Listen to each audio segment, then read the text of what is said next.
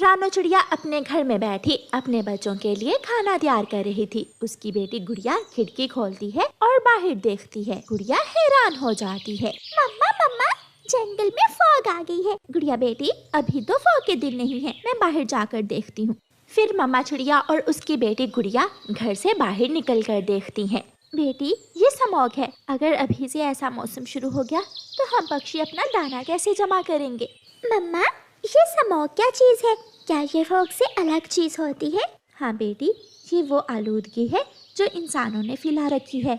गिर्द, गाड़ियों का धुआं और फैक्ट्रियों से निकलने वाले काले धुएं से मिलकर ये स्मॉग बन जाती है और हवा में खड़ी हो जाती है। तो मम्मा, हमें इस बारे में कुछ करना चाहिए, वरना हम सब मर जाएंगे। मम्मा, मेरा तो दम घुट रहा है। थोड़ी देर बाद रानो चिड़िया अपना दाना लेने निकल जाती है। मिठू तोता उड़ता हुआ जा रहा था कि पेड़ से टकराकर नीचे गिरता है। ये कैसा मौसम बन गया है? इन इंसानों की वजह से सब मरेंगे, हम पक्षी भी और पेड़ पौधे भी, सब खत्म हो जाएगा। तोता फिर से उड़ता है और चिड़िया के पास जाता है। रानो, मेरे बेटे जग्गू का कल से गला खराब है। 3 बार बुलबुल से दवा ला चुका हूँ, लेकिन मेरे जग्गू का गला ठीक होने का नाम ही नहीं ले रहा। तोता भागा भागा वहाँ आता है। किसी का गला ठीक नहीं होगा जब तक ये इंसानों की फैलाई हुई स्मॉग खत्म नहीं हो जाती, कुछ भी ठीक नहीं होगा। हेलो भैया, कबूतर कहाँ है? वो भी बीमार है, उसे कल से खांसी और बुखार है। वो तो 3 दिन से घर में ही है। किसी ने दाना पानी भी दिया है उसे? हाँ, मैं कल रात उसे दाना पानी दे आया था। अगर हमें जिंदा रहना है तो हमें इंसानों को रोकना होगा। हमें इंसानों को उन कामों से रोकना होगा जिनसे ये स्मॉग पैदा होती है। कव्वे भैया, क्यों ना हम इंसानों के पास जाएं और उन्हें जाकर अपनी समस्या बताएं। हाँ चिड़िया रानी, हमें ऐसा ही करना होगा। फिर रानो चिड़िया और कालू कौवा इंसानों की बस्ती की तरफ चले जाते हैं। एक लकड़हारा इंसान हरा भरा पेड़ काट रहा था। चिड़िया और कौवा उस इंसान के पास जाते हैं। लकड़हारे इंसान, ऐसा मत करें। अगर आप ऐसे ही पेड़ काटते रहे तो ये स्मॉग आने वाली नस्लों को सांस नहीं लेने देगी। ये मेरा धंधा है, काम है मेरा। मैं अगर ये पेड़ नहीं काटूंगा तो खाना कहाँ से लूंगा? कोई और काम या फिर कोई सूखा हुआ पेड़ भी तो तुम काट सकते हो। पेड़ काटना बहुत बुरी बात है। एक पेड़ कई सालों में जाकर बड़ा होता है और तुम जैसे इंसान उसे एक पल में काट देते हो। मुझे मेरा काम करने दो। ऐसे कहते हुए लकड़हारा फिर से पेड़ काटने लगता है। रानो चिड़िया, वो देखो, वो सामने फैक्ट्री से कैसे काला काला धुआं निकल रहा है। हम वहाँ जाकर फैक्ट्री वाले इंसान से बात करते हैं। चिड़िया और कालू कौवा उस फैक्ट्री वाले इंसान की तरफ जाते हैं। फैक्ट्री के गेट पर पहरेदार खड़ा था। चिड़िया और कौवे कहाँ जा रहे हो? रुक जाओ, बिना इजाजत के फैक्ट्री में जाना मना है। हमें फैक्ट्री के मालिक से बात करनी है। फिर वो पहरेदार इंसान चिड़िया और कौवे को फैक्ट्री के मालिक के पास ले जाता है। छोटी चिड़िया और कौवे, क्या बात है? इंसान, आप इस फैक्ट्री से निकलने वाले धुएं को किसी तरह कम कर दें। इंसान तो सब कुछ कर सकता है। मेरी फैक्ट्री के धुएं से तुम पक्षियों का क्या लेना देना? फैक्ट्री मालिक इंसान, जंगल की हवा स्मॉग से भर गई है। ना कोई सांस ले सकता है और ना ही कोई घर से बाहर निकल सकता है। सब पक्षी बीमार हो रहे हैं।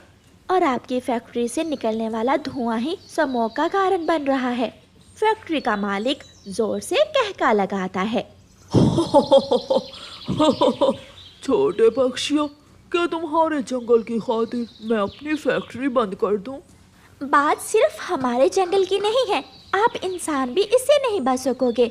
आपको कुछ ना भी हुआ तो आपकी आने वाली नस्लें कैसे इस आलूदा और गंदी हवा में सांस ले सकेंगी? जाओ पक्षियों, चले जाओ। ऐसा ना हो कि मैं तुम दोनों को पिंजरे में कैद कर दूं। इंसान जो भी कर ले, जितनी भी तरक्की कर ले, चांद पर चला जाए या फिर सागर के अंदर, आखिर सांस तो इसी ज़मीन पर लेनी है ना। और अगर ये ज़मीन, ये जंगल, ये हवा, ये फ़ज़ा, पेड़ पौधे फूल ही साफ ना होंगे तो तुम इंसान तरक्की करने के बाद भी नाकाम हो जाओगे। ऐसा कहते हुए रानो चिड़िया और कालू कौवा फैक्ट्री से बाहर निकल जाते हैं। उड़ते उड़ते उन्हें दूर लंबी कतार में गाड़ियाँ जाती हुई नजर आती हैं, जिनसे धुआं ही धुआं निकल रहा था। चिड़िया रानी, हमें इन गाड़ियों को भी रोकना होगा। इन गाड़ियों से निकलने वाला धुआं भी स्मॉग बना रहा है। फिर चिड़िया और कौवा उस दिशा में जाते हैं। एक गाड़ी काला धुआं छोड़ती हुई जा रही थी। चिड़िया और कौवा उसे रोककर उस गाड़ी को चलाने वाले इंसान के पास जाते हैं। इंसान इंसान, गाड़ी वाले इंसान, आपकी गाड़ियों से निकलने वाला धुआं जंगल में स्मॉग फैला रहा है। किसी तरह आप इस धुएं को कम करो। मेरी गाड़ी कौन सा अकेली है? इस शहर में अगर मैं गाड़ी का धुआं बंद भी कर दूं, तो फिर भी ये स्मॉग रुकने वाली नहीं है, क्योंकि इस शहर में हर इंसान के पास अपनी अलग गाड़ी है और फैक्ट्रियों से निकलने वाला धुआं कभी रुकने वाला नहीं है। चिड़िया और कौवा थक हार जाते हैं और वापस जंगल चले जाते हैं। रास्ते में चिड़िया और कौवे को एक बूढ़ी फाख्ता मिलती है। बच्चों, अगर इस स्मॉग से बचना है तो जंगल में नए पेड़ पौधे लगाओ। ज्यादा पेड़ होंगे तो फिर ही हमारी आने वाली नस्लें ताज़ा हवा में सांस ले सकेंगी। बूढ़ी फाख्ता की बात सुनकर चिड़िया और कौवे को उम्मीद की एक नई राह मिलती है। कौवे भैया, हम पेड़ लगाएंगे और इस जंगल में हर तरफ पेड़ ही पेड़ कर देंगे। हाँ चिड़िया, शायद ऐसा करने से हमारी आने वाली नस्लें ताज़ा हवा में सांस ले सकें। और फिर चिड़िया और कौवा वापस अपने अपने घरों को चले जाते हैं। वो मायूस नहीं थे, क्योंकि वो जान गए थे कि उम्मीद अभी बाकी है। वो नए पेड़ लगा सकते हैं ताकि उनके जंगल की फजा तरोताजा रहे। प्यारे दोस्तों, आप भी अपने आसपास ज्यादा से ज्यादा पेड़ पौधे लगाएं ताकि आप अपने माहौल को साफ रखने में अपना रोल अदा कर सकें, क्योंकि कतरे कतरे से ही दरिया बनता है। आपका धन्यवाद। रानो चिड़िया की ऐसी कहानियाँ सुनने के लिए YouTube सर्च बार में रानो चिड़िया की कहानी लिखें या फिर ये बटन दबाकर बोलकर कहें रानो चिड़िया की कहानी। हरियाली तोती उन दिनों अपने घोंसले में ही रहती थी, क्योंकि उसने 2 अंडे दिए हुए थे। हरियाली तोती का पति मिठू तोता मुंह अंधेरे ही अपने घर से निकलता और दाना लेने चला जाता। मिठू को चंद सूखे दाने चनों के मिलते हैं और मिठू चनों के दाने लेकर अपने घोंसले में लौट आता है। आज फिर सूखे दाने चनों के ही खाकर पेट भरना होगा। मैं तो तंग आ गया हूँ रोज रोज सूखा दाना खाकर। पति जी, चंद दिनों की ही तो बात है, जब हमारे अंडों से बच्चे निकल आएंगे तो हम अपने बच्चों के साथ दूसरे जंगल भोजन लेने जाया करेंगे। बहुत मुश्किल समय है, कोई मीठा अमरूद या कोई लाल मिर्ची खाए कई दिन बीत गए हैं। अपने बच्चों को पालने के लिए मम्मा पापा को ऐसी मुश्किलात तो बर्दाश्त करना ही होती है। फिर वो दोनों पति पत्नी सूखे दाने खा लेते हैं। रात भी हो जाती है और वो दोनों पति पत्नी अपने घोंसले में सो जाते हैं। सुबह हो जाती है और हरियाली अपने पति से कहती है, मिठू जी, आज थोड़ा जल्दी लौट कर आ जाना। मैंने 2 दिन से पानी नहीं पिया। आज शाम मैं नदी पर जाऊंगी पानी पीने।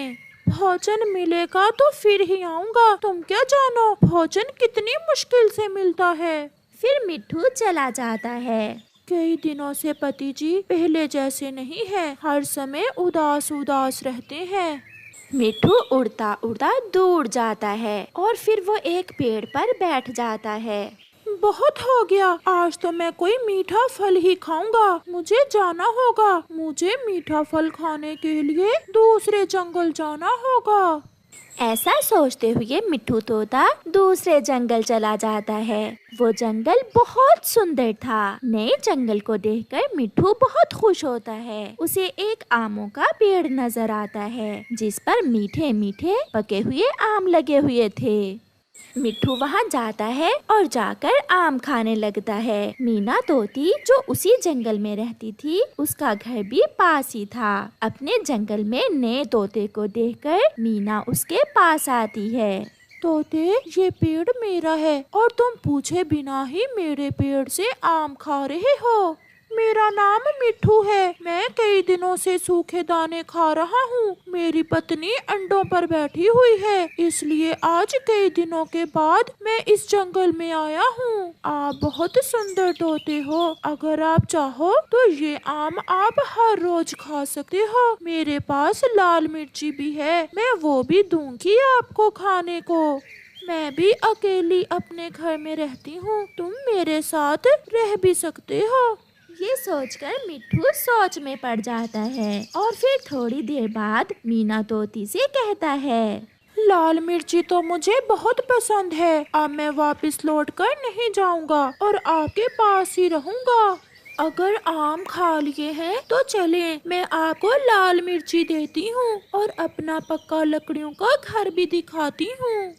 मिट्ठू की पत्नी अपने अंडों पर बैठी सुबह से अपने पति का इंतजार कर रही थी, मगर वो क्या जानती थी कि उसके पति ने तो अपने लिए नई दुनिया ढूंढ ली है। उसके पति ने तो नई खुशियाँ ढूंढ ली हैं अपने लिए। शाम हो जाती है। जब हरियाली का पति शाम तक लौट कर नहीं आता तो हरियाली कुछ पत्ते अंडों पर रखकर अंडे छुपा देती है और नदी पर पानी पीने चली जाती है। वो नदी से ठंडा पानी पीती है और उसकी जान में जान आती है, क्योंकि आज उसने 2 दिन बाद पानी पिया था। मुझे अब लौटकर घोंसले में जाना होगा, अब तक तो पति जी आगे होंगे। हरियाली जल्दी से अपने घोंसले की तरफ उड़ती है। वाह मीना, आपका घर तो आपकी तरह बहुत सुंदर है। आज से ये तुम्हारा भी घर है, हम इसी घर में रहेंगे। मेरी पत्नी आप जैसी सुंदर भी नहीं है और अब तो अंडों से बच्चे भी निकल आएंगे। मैं इतना काम नहीं कर सकूंगा, मैं यहाँ आपके पास बहुत खुश रहूंगा। क्या आप मुझे तो छोड़कर नहीं जाएंगे? आप जैसी सुंदर तोती को मैं कैसे छोड़ सकता हूँ? आपने तो मुझे लाल मिर्ची भी दी है खाने को। शाम से रात हो जाती है और फिर रात से सुबह। हरियाली अपने पति का इंतजार करते करते थक गई थी। वो बहुत भूखी भी थी। वो पास से गुजरती हुई चिड़िया को बुलाती है। हरियाली, क्या हुआ आपको? आप बहुत कमजोर हो गई हो। चिड़िया, मैं कई दिनों से घोंसले में ही हूँ और अपने अंडों की रक्षा कर रही हूँ और कल से मेरा पति लौट कर नहीं आया। वो मेरे लिए भोजन लेने गया था। हम माँओं की जिंदगी भी ऐसी ही होती है, हम अपने लिए जीती ही कहाँ है। आपका पति लौट कर आए ना आए, मगर आपको अपने बच्चों को तो पालना ही होगा। और अगर ऐसे घोंसले में भूखी प्यासी बैठी रहोगी तो तुम ये सब नहीं कर पाओगी। चिड़िया हरियाली तोती को हौसला देती है और उसे अपने साथ भोजन लेने ले जाती है। ऐसे ही दिन गुजरते गए और हरियाली के अंडों से 2 सुंदर से बच्चे बाहर आते हैं, जो अंडों से बाहर आते ही अपनी मम्मा से पूछते हैं, मम्मा, पापा कहाँ है? क्या पापा ने कोई मीठा फल नहीं ला कर रखा हमारे आने की खुशी में? मेरे बच्चों, मैं आपकी मम्मा और मैं ही आपका पापा हूँ। ये देखें, मैंने तो कल ही मीठा फल ला कर रख लिया था अपने बच्चों के लिए। फिर मम्मा तोती अपने बच्चों को मीठा फल खाने को देती है। दूसरी तरफ मिट्ठू ने चंद दिन तो बहुत खुशी खुशी गुजार लिए थे और फिर एक दिन मीना मिट्ठू से कहती है, अजनबी तोते, आज मेरा पुराना दोस्त आ रहा है मेरे घर। वो कुछ दिन मेरे घर में ही रहेगा, इसलिए तुम आज यहाँ से जा सकते हो। ये सुनकर मिट्ठू हैरान हो जाता है। मगर मैं भी तो आपका दोस्त हूँ। 2-4 दिन तुम्हें अपने घर में क्या रख लिया? तुम क्या समझे तुम हमेशा इसी घर में रहोगे? जिसने अपनी पत्नी और अंडों को छोड़ दिया वो मुझे क्या दे सकता है? चल भाग यहाँ से, अब मेरा दोस्त आ जाएगा और हम खुशी से रह सकते हैं। मिट्ठू मुंह लटकाए वहाँ से उड़ जाता है। वो अब सोच रहा था कि कहाँ जाए। फिर उसे अपने अंडों का ख्याल आता है और वो अपने घोंसले की तरफ लौटता है। हरियाली तोती ने नदी के पास अपने लिए एक नया घोंसला बना लिया था। वो अपने बच्चों के साथ बहुत खुश थी, क्योंकि नदी के पास पानी भी था और भोजन भी। मिठू जब अपने घोंसले में आता है तो वहाँ कोई भी ना था। अपने टूटे हुए अंडों के खोल देकर मिठू रोने लग जाता है और अपने किए पर बहुत पछताता है। वो बहुत रोता है, मगर अब समय लौट कर नहीं आने वाला था। अब तो मिठू को चुप करवाने वाला भी कोई ना था। चंद दिनों की खुशी के लिए और चंद दिनों की मुश्किल से बचने के लिए उसने अपने परिवार को खो दिया था। प्यारे दोस्तों, मुश्किल वक्त गुजर जाता है, धीरज से काम लें, क्योंकि अंधेरे के बाद रोशनी होती है और अंधेरे में अपने परिवार को ही ना छोड़ दें, वरना आप अकेले रह जाएंगे।